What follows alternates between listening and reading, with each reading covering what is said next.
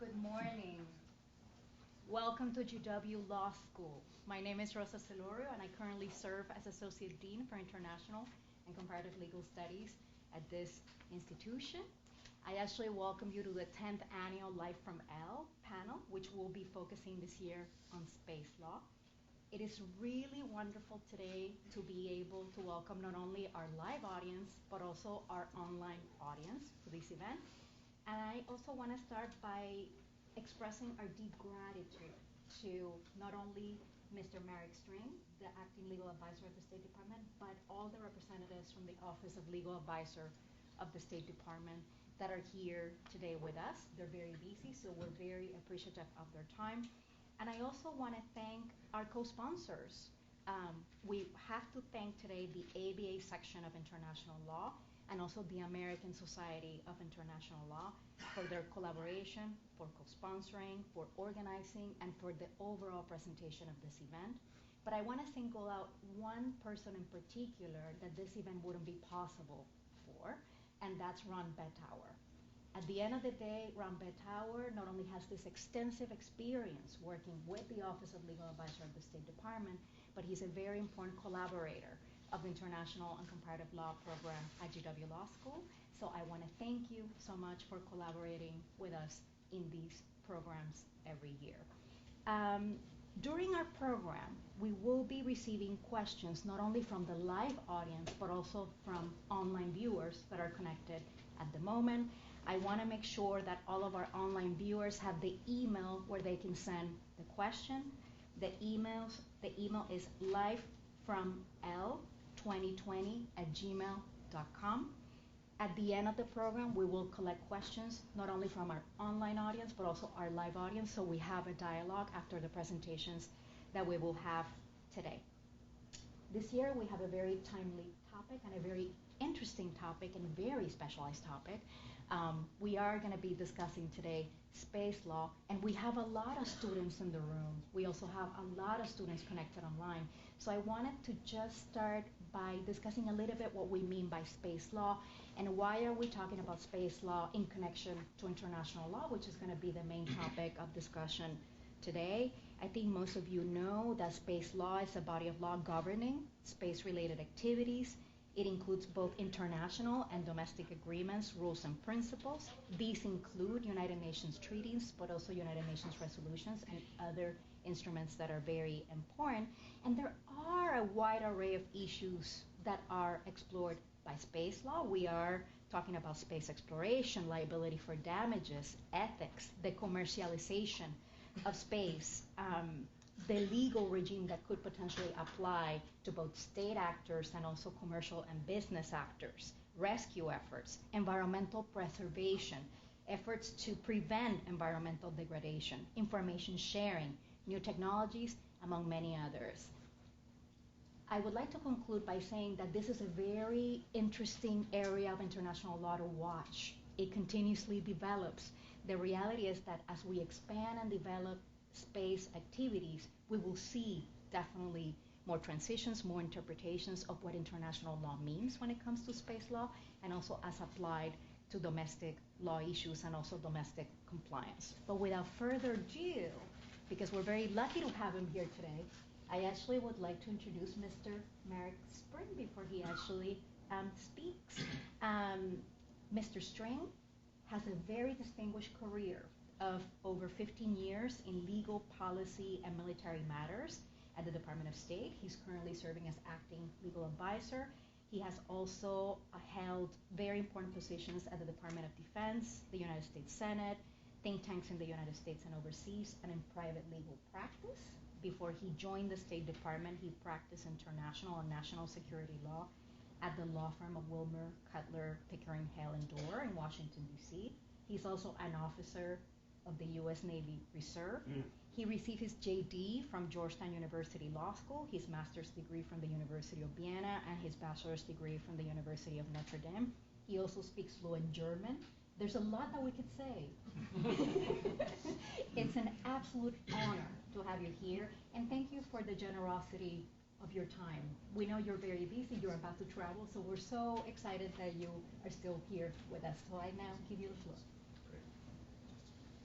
Thank you. Good afternoon to everyone joining us here in person and those watching remotely. First, I want to thank you, Associate Dean Solario, for the introduction and for hosting this panel. And many thanks as well to George Washington University Law School for hosting this conversation more broadly, and to the ABA section of International Law and the American Society of International Law. This event gives us a unique opportunity to share with you and with the broader world a taste of the work of the Office of the Legal Advisor at the Department of State. So we really value this partnership. Whether you're with us in person or watching online, we're glad you're joining us today for the 10th annual Live from L discussion on space law. As you just heard, my name is Mark Strang. I'm the acting legal advisor at the Department of State, which means that I lead the approximately 200 lawyers in the Office of the Legal Advisor, which we refer to internally as L. L provides legal guidance on all issues handled by the Department of State, and the diversity of our work is remarkable, as I found over the last 9 months in this role. It includes everything from consular affairs to peace negotiations, the use of force, and all of the many challenges inherent in operating a large federal department. Our frontline attorneys are called attorney advisors, and they work closely with U.S. diplomats, the White House, and other officials across the government. L is effectively the international law firm for the United States government, and we pride ourselves on offering impartial, practical, legal guidance on some of the most difficult questions facing our country today.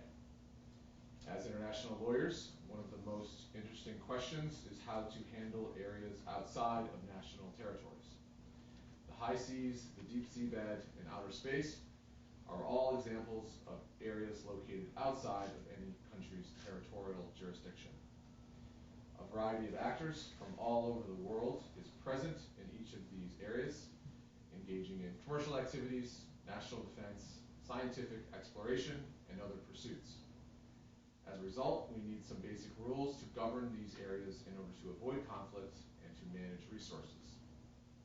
Only international law can provide the breadth of coverage needed, and so L attorneys, including many who I'm joined with today, spend a great deal of time developing and implementing these rules on behalf of the United States. Today we want to focus on one particular area beyond national jurisdiction, outer space. Humans have been using outer space for more than 50 years, and international space law has existed for almost as long. Now, as we move into the second decade of the 21st century, nations and private actors are looking to use and explore outer space in ways only dreamed of in the 20th century. The United States government is central to these efforts. In 2017, the President issued Executive Order 13803, reviving the National Space Council, an interagency body tasked with coordinating national space policies. Led by the Vice President, the Space Council has spearheaded an effort to modernize domestic regulations and face head-on the challenges posed by this new area. The White House has tasked NASA with returning American astronauts to the moon within a few short years, and commercial companies are expanding their operations in outer space at an incredible pace. Indeed, the commercial space industry is one of the fastest growing segments of the global economy and already underpins virtually every facet of modern life. The products we buy come to us on trucks, planes, and ships, guided by global positioning satellites. The food we eat is grown using satellite-directed agricultural practices. Weather forecasts of unparalleled accuracy are available for anywhere in the world in real time, and telecommunications blanket every inhabited portion of this planet. Meanwhile, portions of outer space are contested, either because they are effectively a limited resource or because of a desire by some actors to use outer space to advance their own security interests at our expense. The United States is leading a new space age, but we are dealing with challenges that our predecessors never had to face. So we're here today to talk about how L is central to this work, and I'm pleased to be joined by 4 colleagues from L to talk about different issues. I'll briefly Just pass it down. First, Katie Will Page is the oceans, the environment, and science. Her office is at the forefront of handling all of those areas I mentioned earlier that are beyond national jurisdiction. Gabriel Swinney is an attorney advisor in Katie's office, and he covers international space law for L, along with international scientific cooperation. Michael Actopus is in our economics and business office, with a responsibility, among other things, for international telecommunications issues, including those related to radio spectrum, coordination, data privacy, and internet governance. Finally, Sam McDonald is in our Arms Control and Non-Proliferation Office, where, among other things, he covers issues relating to arms control in outer space. I appreciate all of your work on these cutting-edge issues. As you all know, this panel subject is a very broad topic, and we are mindful of the fact that we have only 90 minutes for this event, and we want to leave plenty of time for questions. Rather than attempt any comprehensive survey of this complicated field, I'm going to ask each of my four colleagues to talk about the work we're doing and some of the issues we're engaging on. We'll then do our best to answer your questions to the fullest extent that we are able. And with that, I'll turn things over to Katie to lead us further. Okay. All right. Well, thank you very much. And thank you to GW for having us here today. You know, it really is a privilege.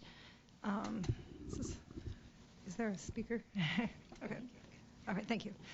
I thought that before we dive into the substance of the outer space topic, in which I know that there's a lot of interest, a part of one of the benefits of us doing this event is that we get to explain what the work of attorneys in the Office of the Legal Advisor is. And that is of interest perhaps to law students out there, both in the audience and online, or perhaps lawyers who are already at government agencies or in private sector and might be looking to lateral into the department. So I thought that we could maybe start off just giving a little bit more of an explanation. I thank Mark for his introductory remarks about the way the Office of the Legal Advisor works. I mean, broadly, the office is divided into maybe 15 or 16 different offices that are in three major buckets. One of the major buckets has to do with just the regular running of the government. So I myself started off in the employment law office and learned a lot of very important skills about the way it is to be a government lawyer. And you get so much responsibility from a very early age. And I think that it's a real hallmark of a career in L to really be able to learn some of the nitty-gritty details of what it's like to be a government lawyer and how the government works. Then we have offices that have a particular regional focus that are paired with the different regionals in the department more broadly. And then we have offices like, I think, almost all of the ones that are represented here today, which are more subject matter focused. We give great care in thinking about what topic to discuss at Live from L. And this year we chose outer space because it seemed to be one that really was a great example of the collaborative effort across many different L offices on a topic that is so timely and has such an intricate legal structure. We hope that will be very interesting to many people who may be interested in the Office of the Legal Advisor. The attorneys here are all rotational attorneys. I mean, it seems like something that is so technical and hard to understand the whole framework that once you master it, you would stay in there your whole career. But in reality, we find in L that the best legal work is really found when attorneys have a broad range of perspective and they have portfolios and each one builds on each other, and we become kind of, I would say, generalized specialist or specialized generalist, or there's some phrase like that. And I think that you'll see today when you hear the presentations of my colleagues that they really have a broad sense of knowledge, but then it's also able to relate to other parts of international and domestic law.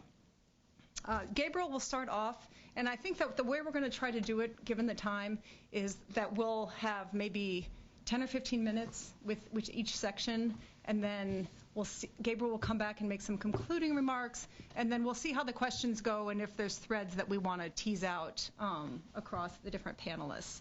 So Gabriel will start off with talking about the general public international law space framework.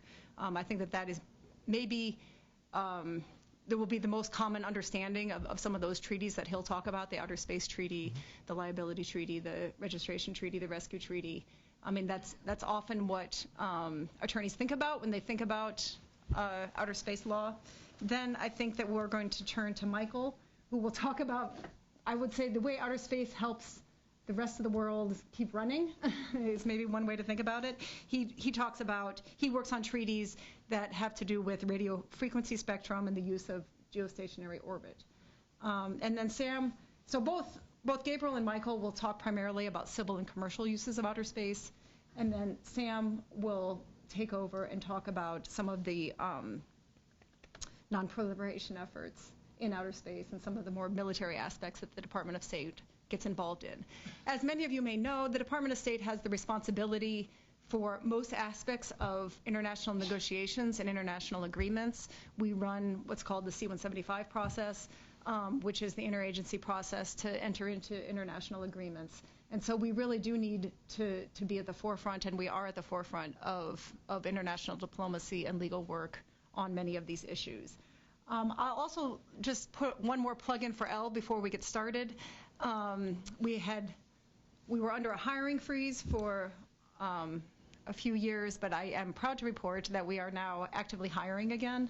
And so all of you students out there or people who are in already established attorneys who may be interested in joining the department, please see us afterwards or send in your information. Thank you. Gabriel? Thanks, Katie. It really is the best legal job in Washington, so you should work here if you can. So as Katie said, I'll start sort of at I was going to say 30,000 foot level, but that's a bad space joke. So whatever's higher than that. We don't have a definition for outer space, so I don't know what level we'll be at. I'll start at the general level before I turn it over to my colleagues to talk about two more specific areas of international space law. And this is L, so we are going to be focusing on the public international law aspects of outer space law. But as you heard in the introduction, there is an entire body of domestic statutory and regulatory law that is, of course, relevant and touches all of these issues. And you may hear a little bit about that from some of us. But we're public international lawyers, so that's the perspective we're coming at it. If you go out in the world and meet other space lawyers, you'll hear people call themselves space lawyers who do just an incredible range of things, right? Everything from export control to frequency to launching. It just sort of goes on and on. So you'll be hearing one slice. You should know that the rest of the field is out there as well. So I'll start with a story and tell a little bit of history. And it really starts at the very beginning. The space law story starts at the very beginning of human activities in outer space, back in 1957. And this is a story that was classified for a long time. It's now publicly known, so we can talk about it, and I think it's really useful because it explains, frankly, the fundamental perspective we have on space law. In 1957, as you all know, this was the Cold War, lots of tension between the Soviet Union, the United States, and our respective allies. And that tension was starting to be focused, at least in part, on the so-called space race, right? The idea that the conflict between those two blocs or superpower coalitions would extend to another domain of human activity, potentially outer space. So what happened in 1957 ultimately was, of course, the launch of Sputnik, the first human-launched satellite into outer space by the Soviet Union. And the public perception of that event at the time was one of incredible surprise. Right? Oh my God, the Soviets have done this thing.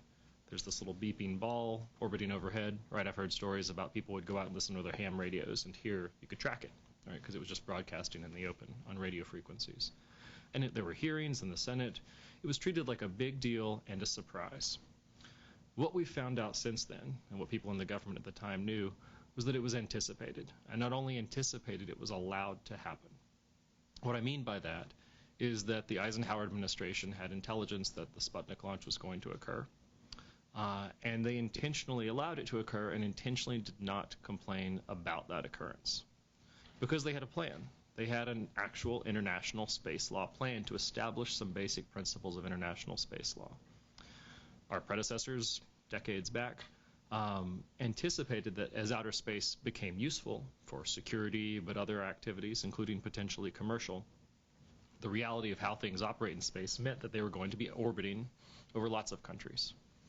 Of course, this is in great contrast to air law, right? In air law, you're flying through individual countries' airspace, and when you do, you have to get permission to go to those other countries. And there's lots of treaties that talk about how that works. So the big question was, how do we deal with that fact in space? If you're going to be orbiting at a certain altitude, you're going to cross over other countries. And the decision was made by the Eisenhower administration not to complain when Sputnik was launched and when Sputnik overflew U.S. territory, because they wanted to establish a principle, and they wanted to establish practice, right, customary international law, that you could, in fact, overfly other states, as long as you did so in outer space, in order to secure that precedent for our own future use. So that's what happened. Sputnik was launched. The Eisenhower administration did not complain, did not make any argument that it was in violation of U.S. territorial sovereignty. They took a lot of heat in the public and at the U.S. Senate, but they did so largely out of a sense of developing the space law principle that we could then benefit from in the future. And that's exactly what we've done. Right? From 1957 to 1967, of course, as you all know, there was a proliferation, not in the arms control sense, but a lot of space activities, more and more sophisticated rockets and launch vehicles, satellites from both the United States and the Soviet Union. And it became clear that it was going to be necessary to have some kind of overarching public international law instrument that would provide some basic guidelines for what you could do in outer space and what you couldn't. So over the years, largely in the 1960s, there was a series of conversations that took place through the United Nations auspices largely that ultimately resulted in a treaty, the 1967 Outer Space Treaty, that I think you can think of as essentially the Constitution for outer space. The reason I say that is because it's Constitution-like when you read it. The words are, quite frankly, vague. They speak in principles. They don't give you a lot of very particular guidance, with a few exceptions, some of which you may hear about today. But generally speaking, it's a treaty of principles. And it's a treaty that was the result of a compromise. It's the result of a very sort of hard-nosed Cold War compromise that dealt with some of the most pressing practical issues, put other issues off to be dealt with in the future, like now by us, and then compromised between two very different worldviews. Right? So on the practical issues that had to be resolved, you'll hear from Sam, I think, that the Outer Space Treaty is an arms control treaty, among other things. It has very specific rules about what you can and can't do in regards to outer space regarding weaponization. That's where it gets the most specific.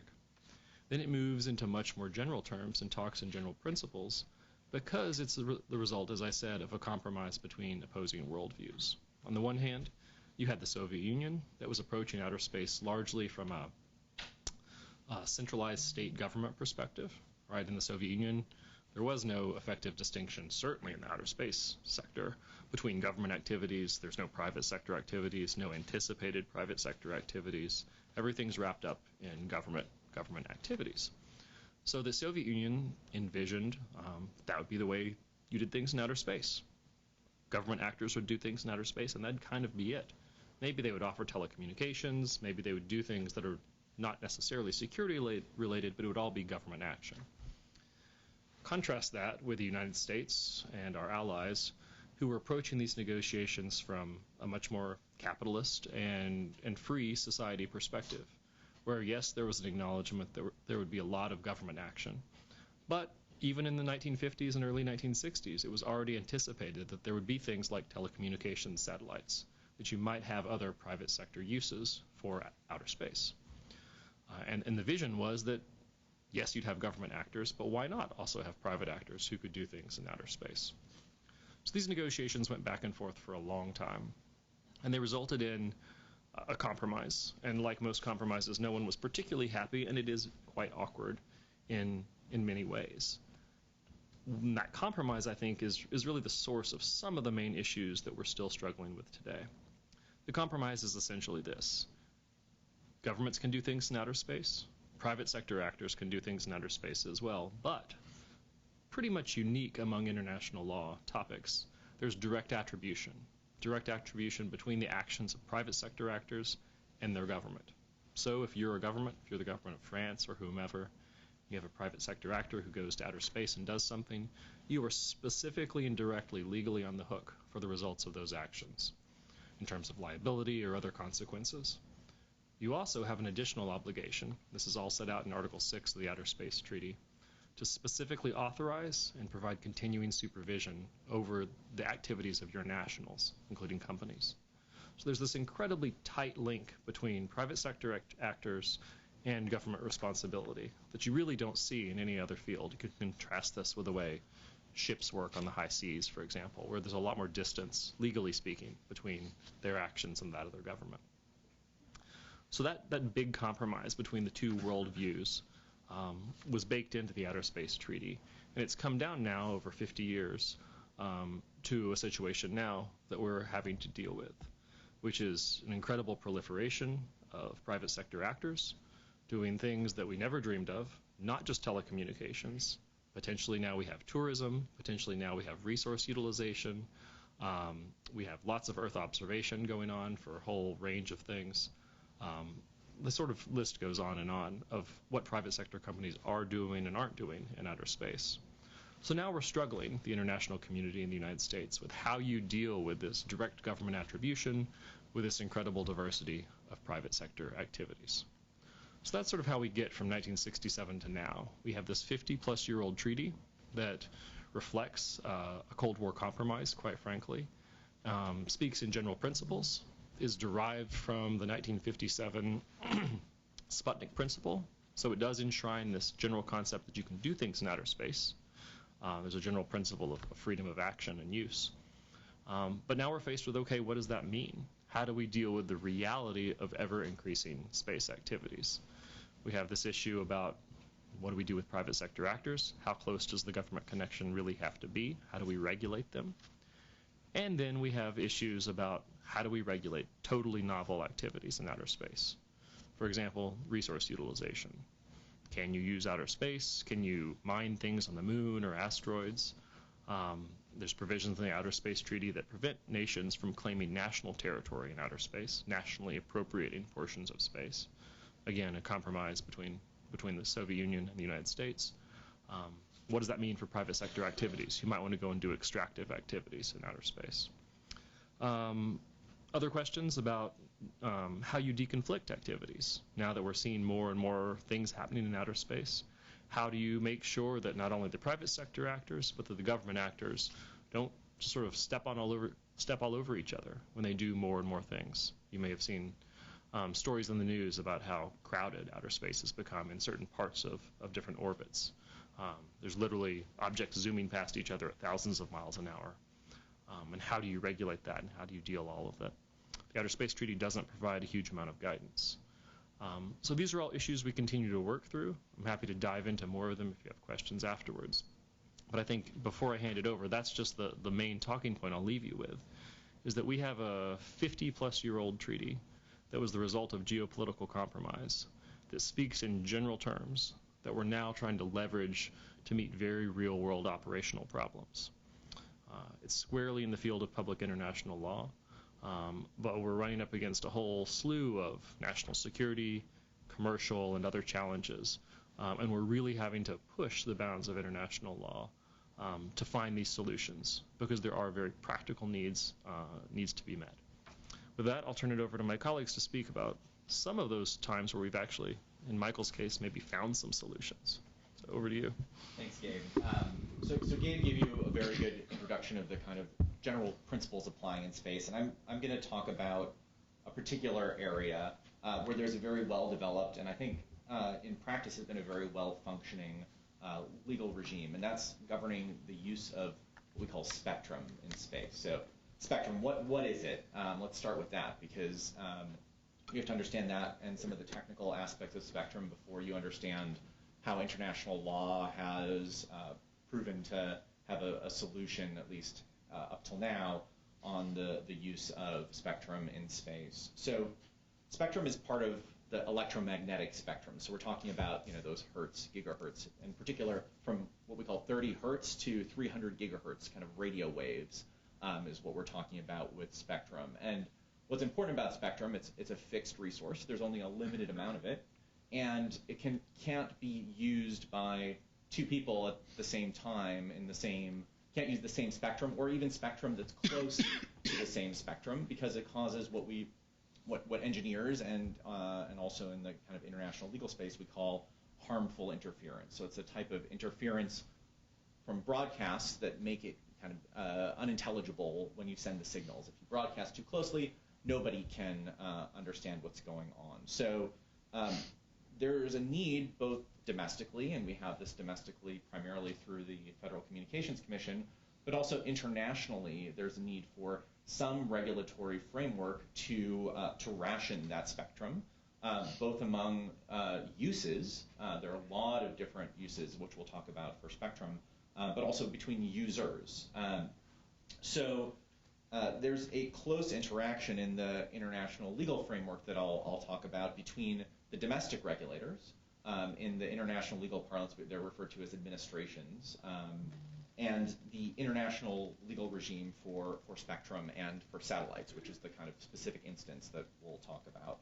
So I just want to start kind of framing why this is a very kind of ideal candidate for an international law solution.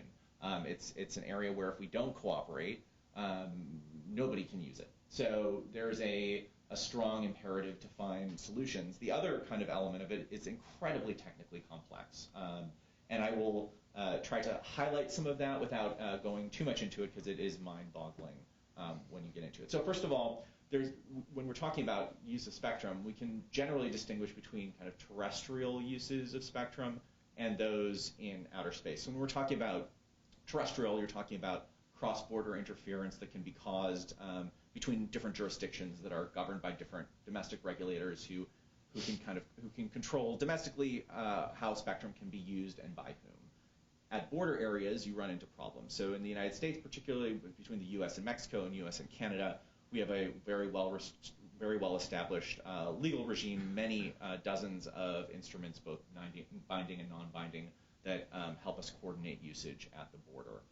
If we didn't have those, major cities like San Diego, Detroit, but also smaller cities and rural areas at the border would not be able to use any sort of telecommunications. So you can imagine how important those things are practically. The space segment is just as important, if not more important in some ways. And there we're talking about objects in space, satellites broadcasting primarily to Earth stations on the surface of Earth, but also if you think about last time you took a Southwest flight and you had that kind of free dish TV and internet service that you can use, that's coming from satellite transmissions as well to moving objects. So this can kind of happen in a lot of different ways.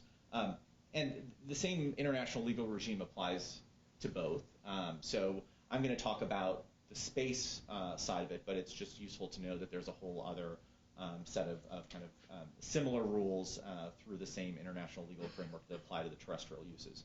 So when we're talking about the international law governing telecommunications and spectrum, we're really talking about the treaty regime of an organization called the International Telecommunication Union. You'll see it oftentimes with an S at the end, Telecommunications Union, but that's not correct. It's Telecommunication Union. And it includes 4 binding treaties. There's the ITU Constitution and Convention, which lay out some basic principles about harmful interference, the obligations of member states. There's the International Telecommunication Regulations, which we're not going to talk about today. It's another binding treaty that is largely obsolete. And then we have the radio regulations. That's really where the meat is of spectrum usage and issues with satellites. And just to kind of provide a visual example, I don't know, Gabe, do you have the space treaties there in front of you? Can you show? Okay, This is all of them. Oh, those are all the space treaties. I brought the radio regulations here. And the principles. Over 2,000 pages of highly technical, both some basic principles, procedural elements, but also just like engineering charts. This is a beast, but this is what we're dealing with the radio reg. So I'm going to put this here. You can look at it, but I promise I'm not going to do a dramatic reading of all 2,000 plus pages.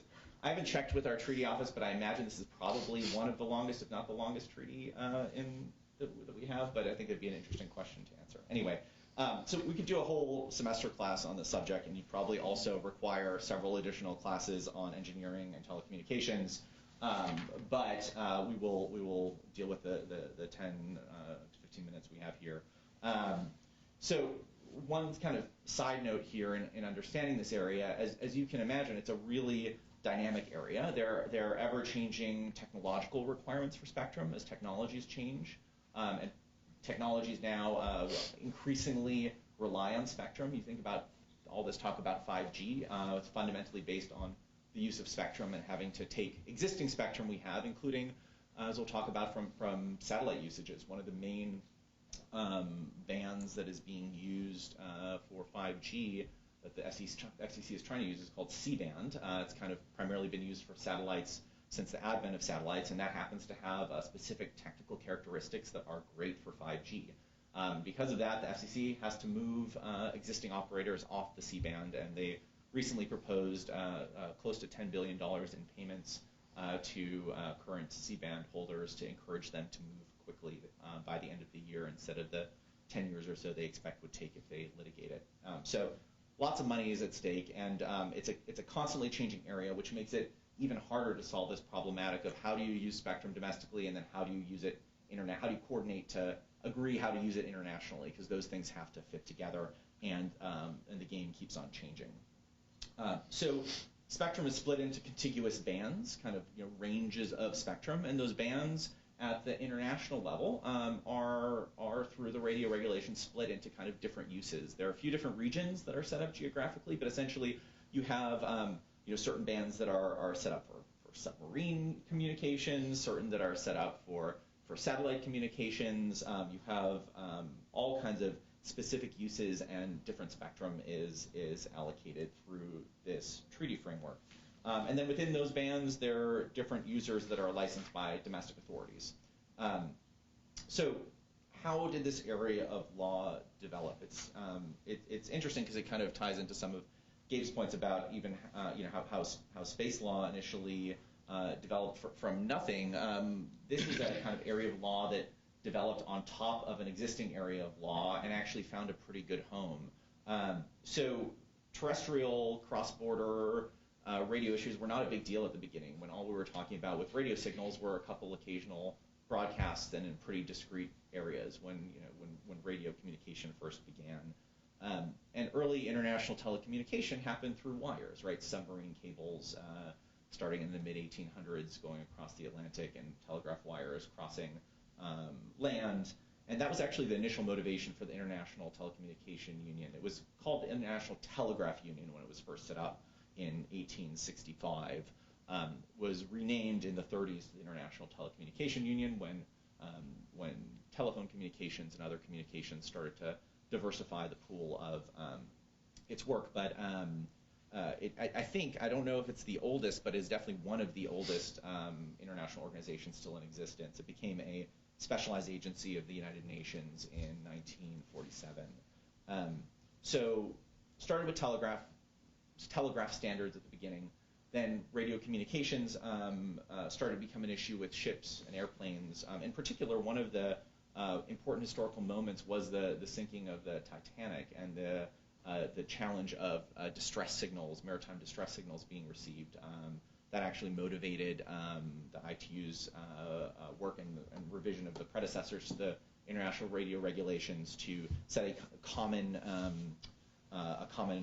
wavelength for distress signals, using kind of a band for maritime distress signals. And they established the SOS was actually established through here. That's a kind of side note. So now we get to satellites. So advent of satellites, as Gabe said, with Sputnik, and then the space race began, and it exacerbated this fundamental coordination problem that was already was solved through what was then a couple dozen pages of the predecessor to the radio regs, and it became a big problem because you were not just talking about stationary towers communicating with each other and having to avoid harmful interference, or ships moving, airplanes moving. That was something that was solved through this instrument. But now you had satellites that could broadcast to many points on Earth at the same time, or satellites that also moved around Earth and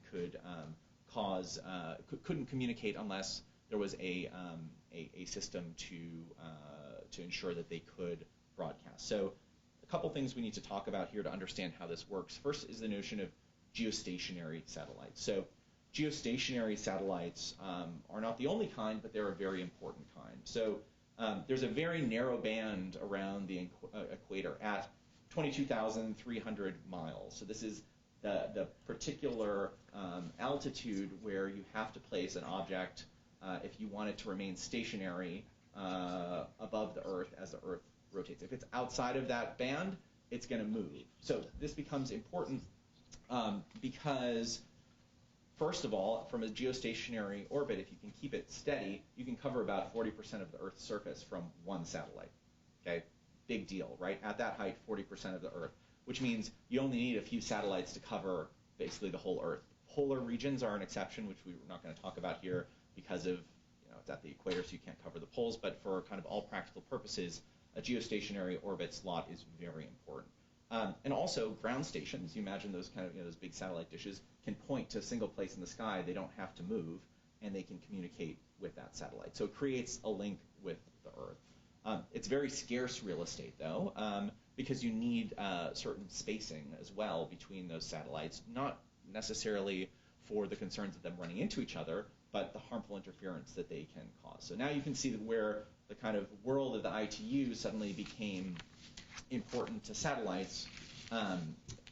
There are other types of satellites, non-geostationary orbit satellites, that are also governed by the ITU regime. I'm not going to spend too much time talking about them. They are becoming increasingly important because they're being used now for kind of the next wave of internet, kind of global internet services. So I think SpaceX, Google, Facebook, a lot of companies are launching constellations of satellites that go at a lower orbit. They're closer to the Earth. They're constantly moving around kind of as a cluster around the Earth, so they kind of create a web of coverage, and they're a lot lower to the ground, so they can provide the type of latency, kind of speed you need to actually create an effective kind of mobile broadband. So so managing spectrum in space has massive implications for global telecommunications and the global economy. Fiber optic cables, of course, are still a fundamental component of telecommunications. They're more reliable and they don't have the same interference problems, but they're not suitable for global coverage, right? You need point to point, and you can't get to hard to reach areas.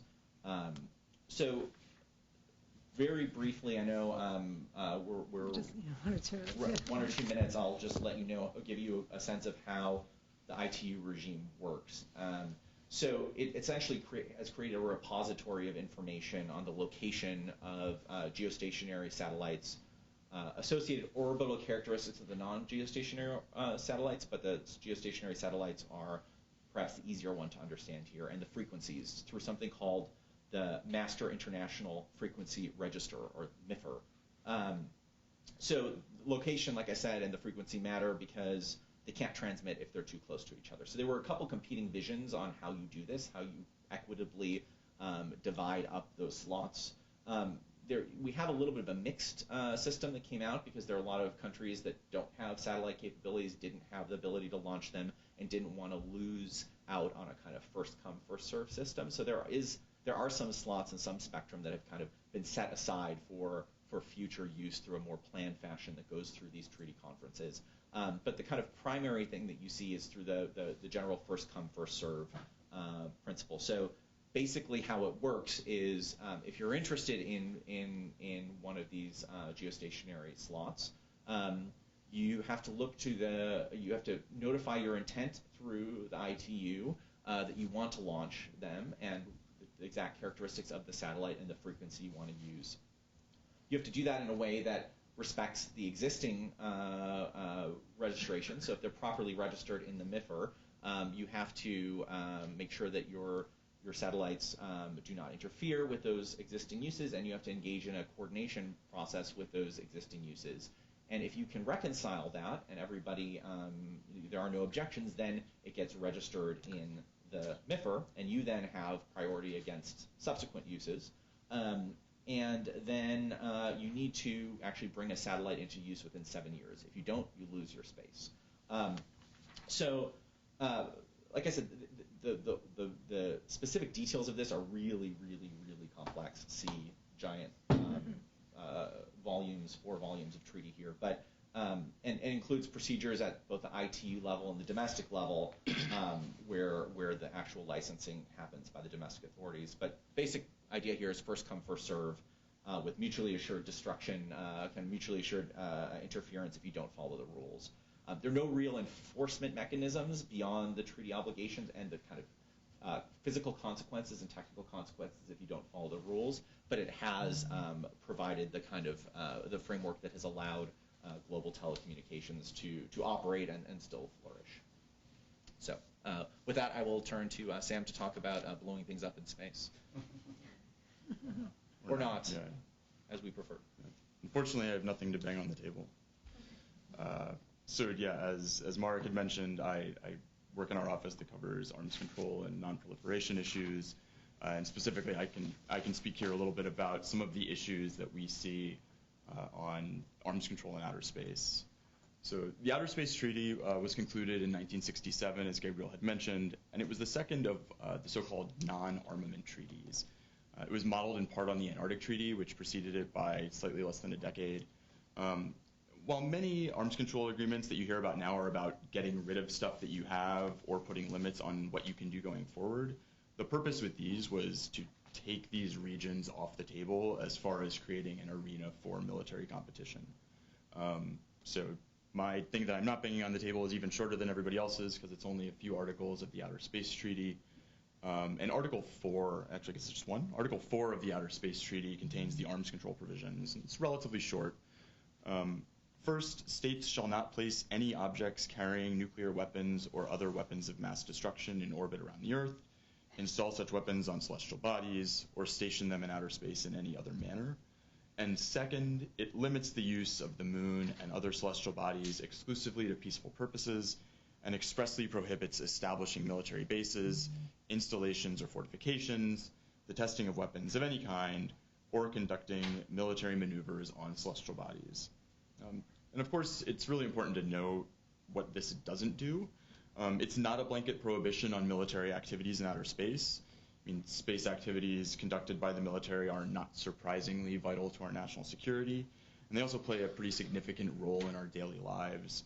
Because one of the examples that Mark had provided earlier, GPS satellites, which were military owned and operated, provide positioning, navigation, and timing services to civilian users. There's a really good chance that you used it to get over here in the first place. Your banks use it to time your ATM withdrawals and that sort of thing. And additionally, and notably, it doesn't generally prohibit the placement of any weapons in outer space. So you won't be surprised to hear, but some have perceived this as a potential lacuna in the coverage of international law, and nature abhors a vacuum. Russia and China are among the most prominent states to have picked up the mantle here. And Russia, in fact, began agitating for a treaty prohibiting the placement of weapons in outer space in the early 80s, and has continued to push the issue since then and has picked up a few supporters along the way. In advancing this agenda, Russia and China's focus has been on two things in recent years. First, the No First Placement Resolution at the UN General Assembly, and second, the draft treaty on the prevention of the placement of weapons in outer space, the threat or use of force against outer space objects, which is generally referred to, thankfully, as the PPWT. Just sort of a brief aside, I mean, sometimes you'll hear people talk about where issues are discussed as a geographical matter, and just putting aside the interesting point about that in the space context. So people might talk about Geneva issues or Vienna issues or New York issues. So Vienna is the home of the UN Office of Outer Space Affairs, and significantly it's where the Committee on the Peaceful Uses of Outer Space sits. And Gabriel is our delegate to the legal subcommittee of that committee. And that's where issues affecting sort of international cooperation and the peaceful use of outer space will come up, and that's in Vienna. Geneva is where the Conference on Disarmament sits. So the Conference on Disarmament is a single multilateral forum for the negotiation of disarmament and arms control treaties. And New York is just where everything else happens with regard to whatever might be discussed at the General Assembly or the Security Council at the UN. Our concerns with respect to both of these initiatives are similar, but I just want to provide a brief description of each. First, with regard to the No First Placement Resolution. This is an annual resolution that's been run in the First Committee of the General Assembly since 2014 by Russia, and it is primarily a vehicle to push for negotiations on the PPWT at the Conference on Disarmament. I just want to highlight the relevant operative paragraph so you can get a sense of the strength of the commitment that states are undertaking here. It encourages all states, especially spacefaring nations, to consider the possibility of upholding, as appropriate, a political commitment not to be the first to place weapons in outer space. Sort of like if you got all of the lawyers in L together in one room to try to see how much language they could fit into a provision to make it as soft as possible. That's what we see here. And even with that, as of the most recent iteration of this resolution, which was adopted last December at the 74th session of the General Assembly, 22 states have made such a political statement, including Russia. There's actually a pretty helpful footnote in the resolution that lists each state. Notably, you will find, however, that China doesn't appear in that footnote. The PPWT, which is the other initiative that I'd mentioned, the latest iteration of the draft PPWT was submitted by Russia and China in 2014, though they failed to get a mandate to begin negotiations in the CD. The core of the draft treaty is its Article 2, which would provide that states parties undertake not to place any weapons in outer space, not to resort to the threat or use of force against outer space objects of states party to the treaty, not to engage as part of international cooperation in outer space activities inconsistent with the treaty's object and purpose, and not to assist or induce other states or non-state actors to participate in activities inconsistent with the PPWT's object and purpose. With respect to both of these, we have repeatedly raised three main concerns, and they differ a little bit given the resolution versus treaty nature of both, but the general ideas are the same. First, and possibly most significantly, it is simply not possible to craft an acceptable definition of what is a weapon in outer space. Virtually anything that can move in space can be used offensively. On-orbit servicing provides a pretty helpful illustration of this issue. So the idea here is that we send things into space that can work on satellites that are already on orbit. That could include fixing them, refueling them, or even acting like a tugboat and moving them to another orbit. Other ideas for on-orbit servicing include tools to clean up space debris in order to address the serious and constantly growing problem of space junk. But of course, anything that can maneuver around space objects, conducting proximity and rendezvous operations, purportedly in order to fix something or capture space debris, can just as easily be used to attack a satellite. Second, no space arms control treaty can be effectively verified at this time because most space systems are dual use, and on-orbit inspections for verification purposes are simply not feasible.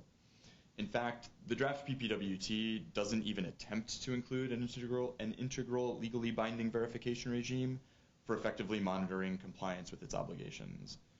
And third and finally, this proposal does not address terrestrially based anti-satellite weapon systems, also referred to as ASATs, which could lead to possible breakout capabilities. This isn't a theoretical capability or possibility. One of the primary examples of this in recent history is the ASAT test that China conducted in 2007. At that time, China launched a ground-based missile that intentionally destroyed a Chinese weather satellite and created approximately 3,000 pieces of debris in orbit because the Chinese missile was designed to interact with it kinetically. Most of this debris remains in orbit today, and it poses an indiscriminate threat to all spacecraft in low Earth orbit. China and Russia might argue, and they do, that some of the provisions in Article 2 regarding threats of use of force would cover these types of threats. But, the matter of fact is we judge that China has in fact moved forward with the deployment of the system that they were testing in 2007.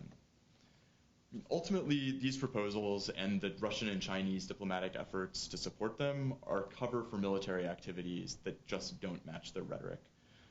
As I just mentioned, both China and Russia are continuing to pursue ground-based anti-satellite weapons, as well as sophisticated on-orbit systems that could also function as a weapon. The State Department has raised a number of times that in October 2017, the Russian Ministry of Defense deployed a space object that they claimed was a space apparatus inspector, but its behavior on orbit was inconsistent with anything that we had seen before from on-orbit inspection or space situational awareness capabilities, including other Russian inspection satellite activities and it appeared to be more like a projectile. We're concerned with what appears to be a very abnormal behavior by a declared space apparatus inspector. We don't know for certain what it is, and there's simply no way to verify it. But Russian intentions with respect to the satellite remain unclear, and this behavior has continued. General Raymond recently stated that the United States believes that for the second time since 2017, Russia has placed a satellite in orbit equipped with a projectile. In the United States' view, the best way to reduce the risks that countries like Russia and China purport to be concerned about is through cooperating in the development of voluntary, non-legally binding measures that it can enhance international confidence in outer space operations. This can take a variety of forms, including work on best practice guidelines for enhancing spaceflight safety through efforts at the COPUOS.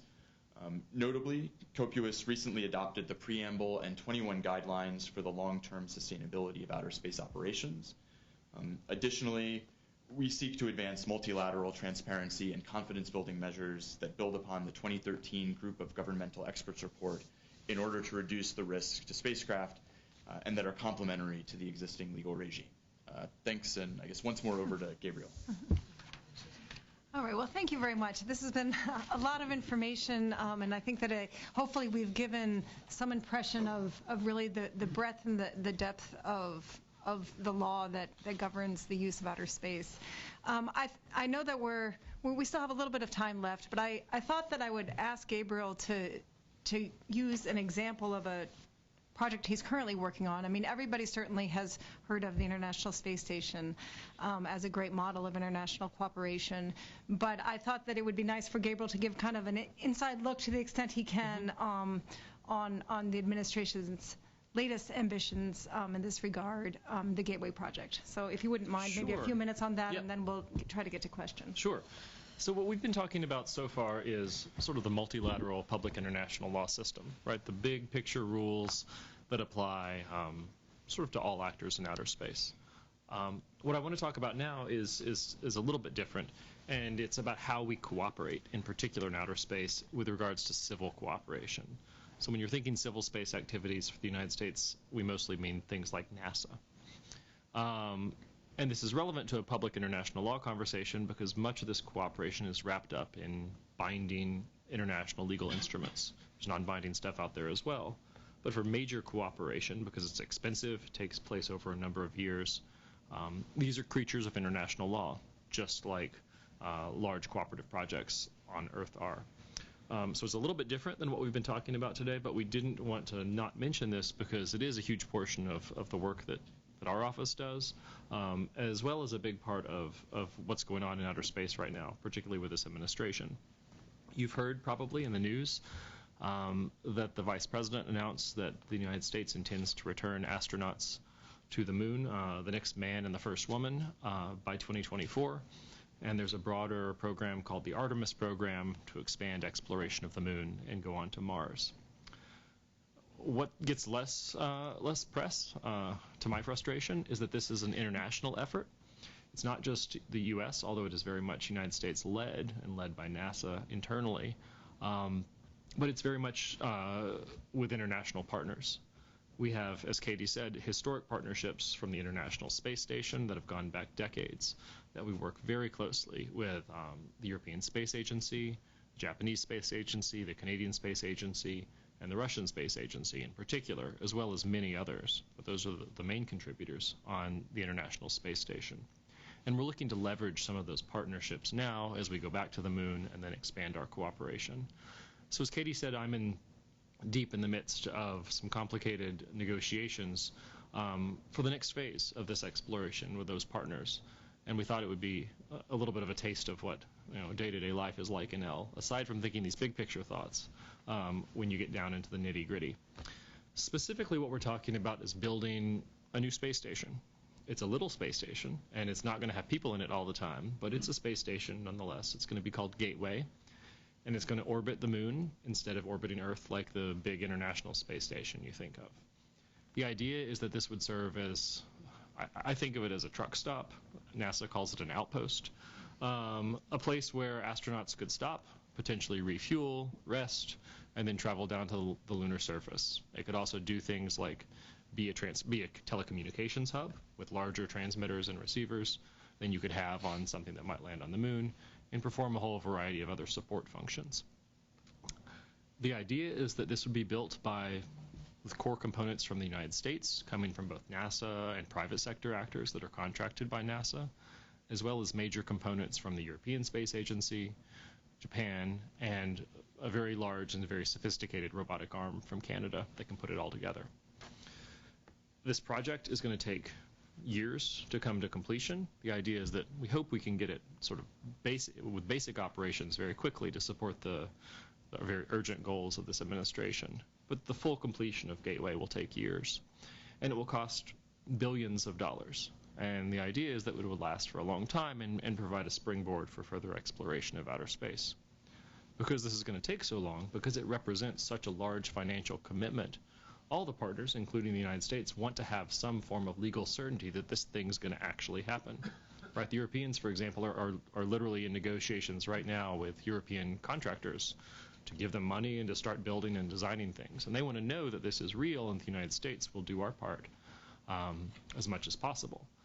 So we're engaged in a series of parallel bilateral negotiations between the United States and Japan, the United States and Canada, the United States and the European Space Agency, to commit ourselves in a whole variety of ways to building these things, but not only building them, but to operate them. And I don't just mean in sort of a who turns on the lights and who turns on the air kind of a situation, but how do you make decisions, policy level decisions about what you do? What's the mission you're going to use this for? How many people from which country? What if the batteries get low? Who has to pay for the replacements? All those kinds of things that will come down the road for years and years. There has to be a governance structure attached to this. So I've been spending a lot of time traveling around the world and meeting with colleagues and counterparts, trying to negotiate this whole series of, we think of a hub and spoke model, with NASA in the middle, with bilateral agreements with each partner, that will then come together and construct this new space station in the sky orbiting the moon. So that's just another example of sort of another field of space law, the cooperative field. It's not multilateral, it's more of like a mini-lat kind of a world. But it touches on many of the other things that we've been talking about. We've had, in the Gateway context, for example, conversations about spectrum use. We've had conversations about what constitutes peaceful purposes and what wouldn't. So we're touching on all these other portfolios that you've heard from. But that's sort of a real-world example of where the rubber hits the road, and a lot of money, quite frankly. So that's us. I think as we take questions, maybe I'll leave with a couple thoughts to stimulate things. I talked at the beginning about how outer space law came from the Sputnik example, and how the precedent we took from that intentionally was freedom of action, freedom of use of outer space that then got built into the Outer Space Treaty, and that's absolutely right. But I think you've heard, if you think about it, from my colleagues and from me, that freedom comes up against some limits sometimes, right? Freedom can result in people stepping all over each other and getting in the way. With spectrum, if everyone went up and broadcast whatever they want, wherever they wanted, then no one would benefit. That freedom also runs up against just real operational problems. How do you deconflict activities in other ways in outer space? And then maybe there's some kinds of freedom we don't want, right? Such as proliferation in outer space, such as using international instruments as essentially a scam to trick the international community. So that's what we struggle with. We have a general principle. The United States likes to have freedom of action, of course, but we also want to operate in a very real way and in a way that provides certainty for our government, private sector actors. So that's what we're struggling with right now. Thank you so much to all of you, really, for insightful remarks. And to open the discussion, I actually have some questions because you've given us so much room for thought. And I think this is an area of international law where you have to think a little bit differently, okay? So one question I had, and maybe Gabriel is a good person to start with, is we have a group of treaties at the moment. We do have some international law instruments and standards in the area of space law. Are they, in your view, do you think they're being useful? Do you think that we need additional treaties, or do we need more interpretation of those treaties? What's your view on the role of international law, given all the complexities that you have all discussed, that you are facing, especially at the State Department? Sure. Right, politics is the art of the possible. You hear that quote a lot, and it's really true in space law. In some ways, I envy my predecessors who negotiated the Outer Space Treaty, because although the Cold War was obviously terrible in many ways, it really limited the number of people you had to talk to. The United States got to essentially negotiate the Outer Space Treaty with the Soviet Union with a nice sidekick in the UK. Sorry if there's any British people listening online, but that's kind of how it worked. Right? You go back and look at the Travaux, you're really talking about a bipolar world. Since the 60s, we have seen an incredible number of countries become space actors, and an even bigger number of countries decide they would like to talk about outer space. Right? I'm going to go to Vienna to represent the United States at the legal subcommittee of COPUOS here in a couple weeks, and there's 90 plus countries there. Now, if you were to renegotiate the Outer Space Treaty, or try to amend it even, that's the body you would use. The diversity of views there is incredible, not only in terms of what they want, but in terms of how they use outer space. There's geopolitical concerns. The bottom line of which is that it's hard to imagine any useful amendments or reframing of the Outer Space Treaty coming out of a body with such a wide membership at the moment.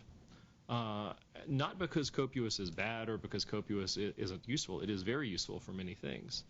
But the reality is that we're in the early days of a lot of this stuff. Right? I talked earlier about the use of space resources. People talk about space resources a lot at COPUOS, but no one's actually used resources from outer space yet. It hasn't actually happened. So in the absence of significant practice, in the absence of some state practice, but also private sector practice, it's really difficult to coalesce around useful ideas because everyone's just sort of talking in the abstract. So I think at the moment, for now, the existing legal regime has benefited us very well. For 50 years, the United States has come to be the dominant player in outer space activities. Clearly, there are questions that have to be addressed. We do have tools in the Outer Space Treaty and in other instruments like the telecom world and in the non-pro world to address some of these questions. As I said, we're having to leverage them, sometimes in aggressive ways, sometimes in ways that might not have been anticipated by our predecessors, but we're doing the best we can. I think the downsides to sort of throwing out the whole system are so significant that it makes more sense to stick with where we are, certainly for the foreseeable future. Who knows, when we have much more practice and space and the world look different, then of course no treaty regime lasts forever.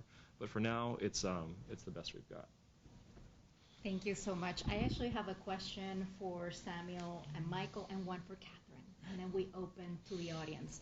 I wanted to ask, especially when you think of spectrum, when you think of arms control, when you think of the issues that you were discussing, it would be really useful for us to get more detail of what international cooperation could look like, what diplomatic channels could look like in addressing issues like that, especially considering the vacuums and the voids that we have in international law. And for Catherine, I wanted to thank you for talking about the structure of the Office of Legal Advisor.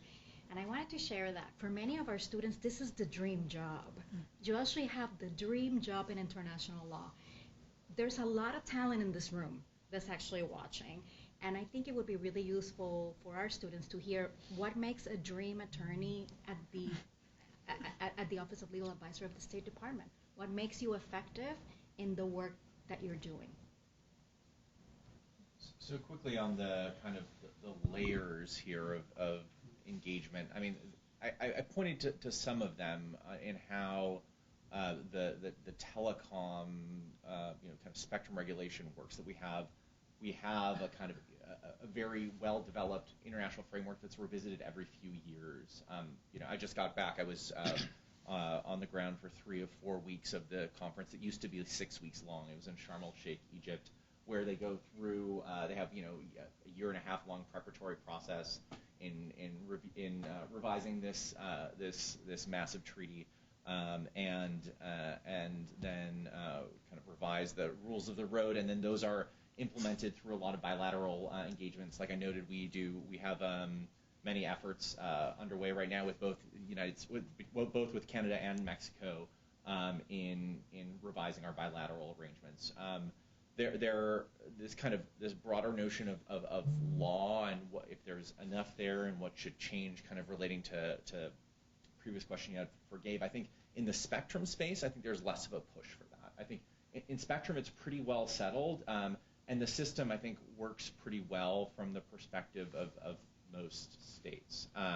The debates in the kind of telecom space happen less with spectrum and more on emerging technologies that implicate a lot of issues with spectrum as well, and with some of the other areas that I deal with in my portfolio, dealing with the governance of the internet and kind of conflicts between different visions of how cyberspace should be regulated or not by the international community. So in spectrum, though, it is I wouldn't say it's simple, but it exists and it works. So I think from the arms control perspective, I mean, you do have existing law there, and I think the question from there becomes, well, what is necessary or is it necessary to fill a perceived vacuum? Because I mentioned in the Outer Space Treaty, there are already pretty broad prohibitions on the placement of nuclear weapons in outer space and other weapons of mass destruction, building fortifications or those sorts of things on the moon, and we simply haven't seen those problems. I think taking it a step further, the risks that are attendant to spaceflight and the safety of spaceflight and operations going forward are really broader than just arms control risks and the issues that Russia and China would want us to focus on.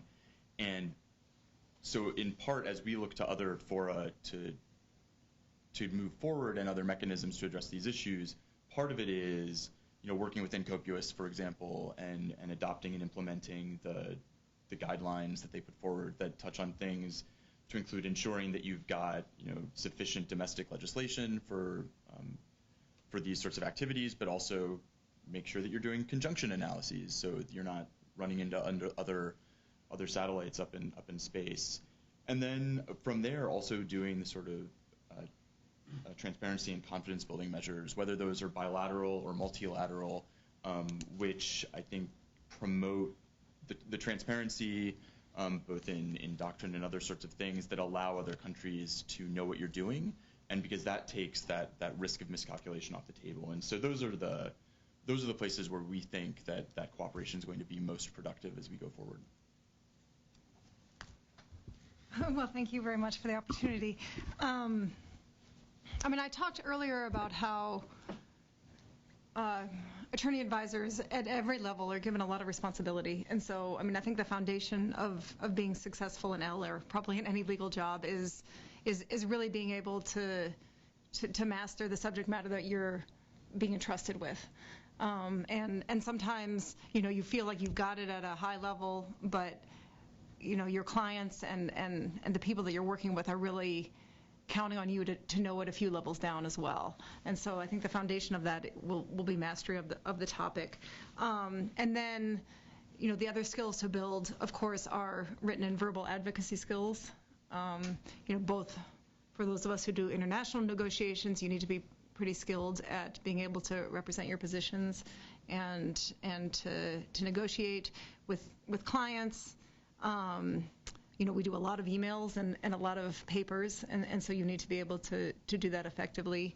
And I think the third part of it is, you need to be flexible as much as possible. Of course, sometimes we have to say no, and sometimes, there are limits, and of course that's always the case. But we need to try to be flexible, and sometimes a tool of flexibility is trying to focus on the question that's actually being asked, instead of maybe trying to answer questions that are outside the immediate request from the clients. And to be able to discern that, I think that you need some broader understanding of what the clients are really asking. Because sometimes the question might veer in one direction, but you could reframe it and still get them where they want to be, consistent with international domestic law. Maybe not the way they thought they were going to get there, but maybe you can still get there. So. Thank you so much. Now I would like to open it for questions from the audience. Professor Matheson? Well, first of all, needless to say, the Legal Advisor's Office is the finest place on this earth to practice international law, probably also in that space. Yeah. So far. Secondly, with respect to the creation of the Space Command, does this imply that there's going to be a significant increase in U.S. military use of outer space? And if so, does that suggest that the administration contemplates any kind of change or reinterpretation or deviation from the current instruments, including the Outer Space Treaty? Do you want to do it, or you want me to? We have talking points on this. No. The United States, including as recently as a couple months ago, I think we'll hear it again in the near term, we have reiterated the importance and continued relevance and applicability of the Outer Space Treaty many times. We'll keep doing it.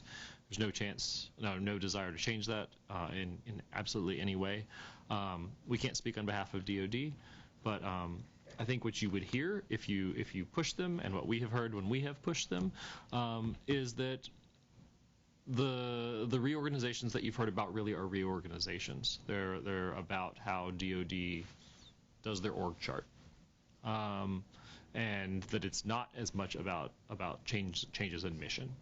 So from our perspective, as a public international lawyer, what I care about is what we do in outer space. I don't care who reports to whom across the river in the Pentagon, as long as we continue to comply with the international obligations that we have reiterated many times, and that DoD and everyone we work with says they're still committed to. I have no reason to doubt that.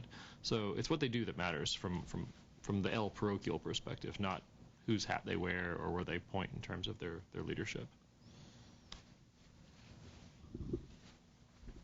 Professor Hertzfeld? First of all, I think the panel did a great job of emphasizing space law isn't just one thing. It's many, many different things.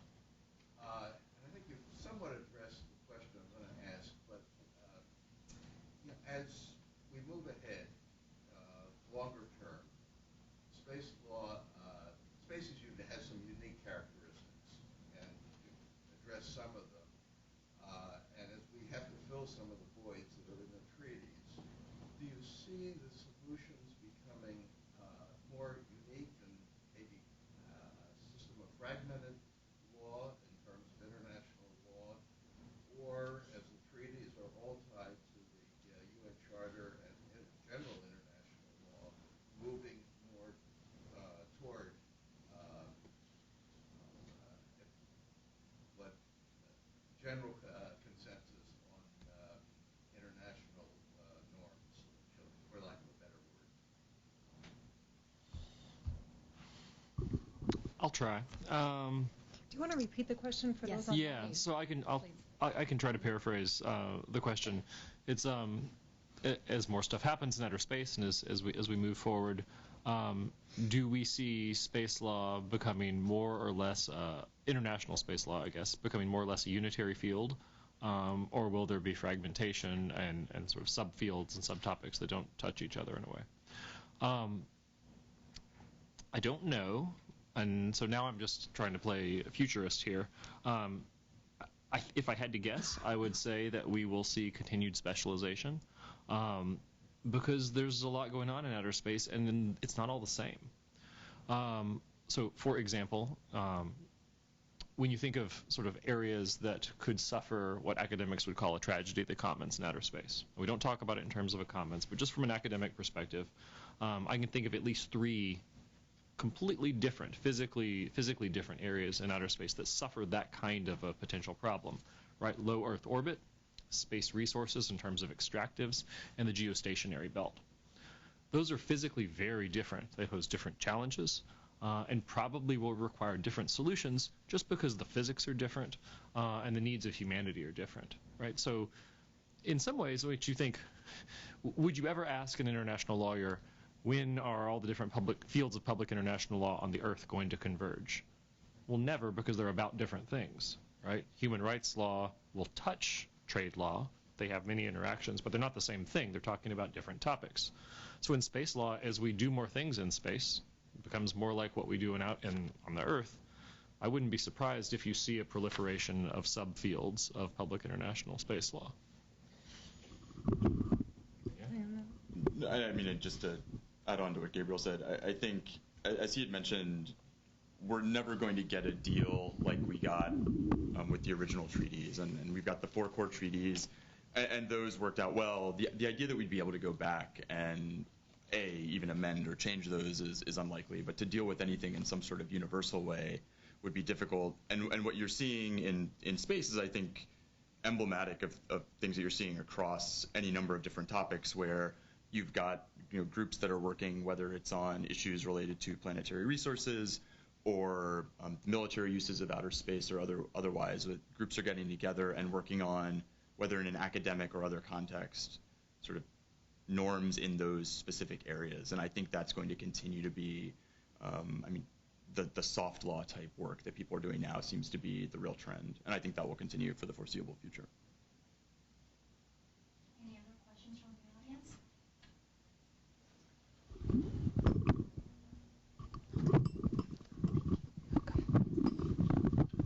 One question with regard to the project you mentioned, the Gateway project.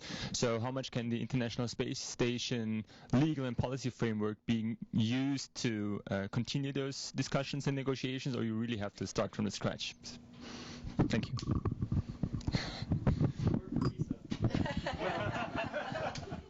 Okay, so this was a tricky question that we spent a lot of time working on. The question was whether we can build on the legal framework, in particular, that was established for the International Space Station as we do future civil space cooperation. For those of you who don't live and breathe space cooperation, Space Station is premised on a 1998 agreement called the Intergovernmental Agreement, the IGA, which has been implemented through a bunch of bilateral binding MOUs between the parties. For Gateway, we've decided to use the IGA framework, to use the 1998 IGA, and to treat the Gateway as essentially what's called an evolutionary capability of the space station.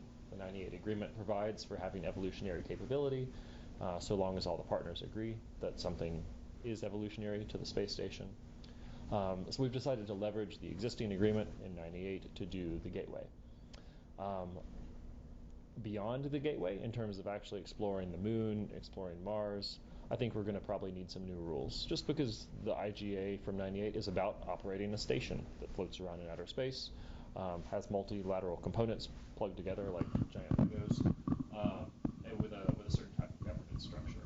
Those kinds of questions aren't necessarily applicable to surface operations, and surface operations raise questions that simply aren't addressed. So we have decided to leverage the 98 framework for Gateway cooperation, largely because it resolves a lot of questions that we wouldn't have to renegotiate. But we're probably going to need something more for the future, so stay tuned. Unfortunately, we need to start wrapping up for our online audience. We only received one question from the online audience, and the person is Brian Surfer, and he's asking whether there will be a way to have your contact information available, just in case there's follow-up questions, and of course this is up to you, but I thought I would share it with you. But before we wrap up, I wanted to thank you so much for being here with us, for the generosity of your time, for really illustrating us and really sharing with us very important information of the work that we're doing in the area of space law. I also want to thank our online participants, which have been very patient and have been with us throughout this entire event. I also want to thank our co-sponsors. It's wonderful to collaborate with you. I want to thank the ABA section of International Law, particularly Rene Doblick and Lauren Neck. I want to thank ASO. We have the president of ASO here, Sean Murphy, but we also have Mark Agras, the executive director over here. Thank you so much for your collaboration. And I want to thank again Ron Bethauer. I also want to let you all know that we will have another Live from L event on April 17th on private international law. We are very excited, so we hope that you join us for this future event.